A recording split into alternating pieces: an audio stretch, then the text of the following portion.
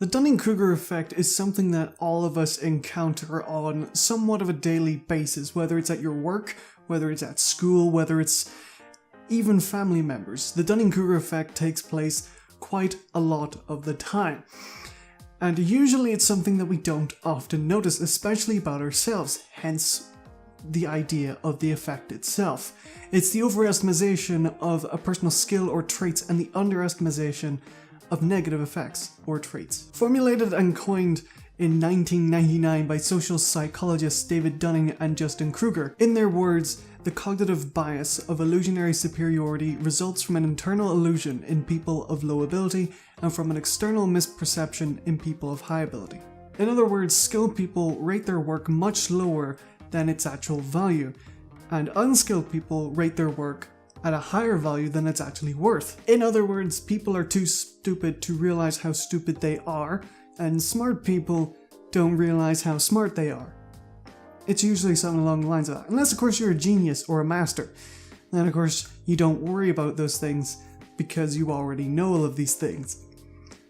They're the only people that really escape the Dunning-Kruger effect to some degree. In 1999, Dunning and Kruger titled a study called Unskilled and Unaware of It, How Difficulties in Recognizing One's Own Incompetence Led to Inflated Self-Assessments.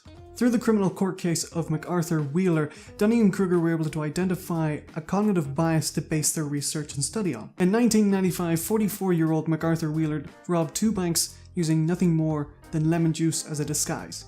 Now, I'm not making an exaggeration, and I'm not joking.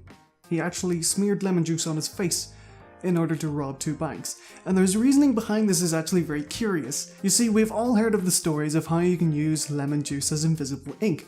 Well, his reasoning was very, very simple. Take that lemon juice, smear it all over his face, and confuse the cameras and the CCTV. Obviously it didn't work, but to his credit, he did take a Polaroid camera and test his theory, to which there must have been some faulty film in it, or something along the lines of it, or his idea worked for a minute minute, because the photo he took came up blank, which gave him enough confidence to go out and rob the 2 banks.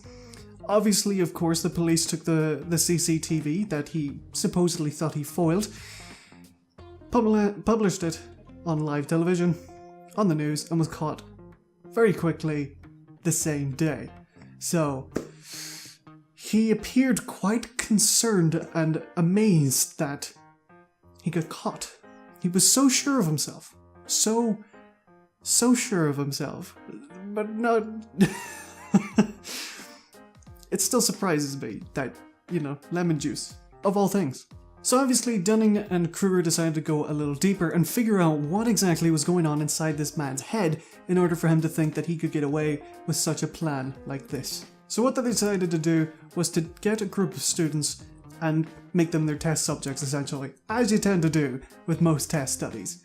You just get a bunch of students, don't pay them that much, and do tests on them. Sounds worse, but it usually is the case. So be aware of that if you're going into college anytime soon. But they tested the students on a series of criteria such as humor, grammar, and logic, and compared the actual test results with each student's own estimation of their performance. And what they found was very, very interesting. Those who consistently did well also consistently underestimated their own performance. And those that did bad, more often than not, overestimated their actual skills. This is something that can actually be explained to the form of a psychological projection. Those who found the tasks easy also mistakenly thought that the tasks were easy for everyone else. The high achievers are more often than not likely to fail to recognize their own talents, as they think others must be equally as qualified or as good as them. This is remarkably similar to the imposter syndrome, which I'll cover in a later video. As Dunning and Kruger put it themselves, this overestimation occurs in part because people who are unskilled in these domains suffer a dual burden. Not only do these people reach erroneous conclusions and make unfortunate choices, but their incompetence robs them of the metacognitive ability to realize it. In their study, they finally demonstrated that the less skilled a person is at a task, the more likely they are to rank their ability higher than that which their skills actually portray. This is quite commonly referred to as the Dunning-Kruger effect. And with that, I will leave you with a very simple expression. Real knowledge is to know the extent of one's ignorance. Thanks for watching.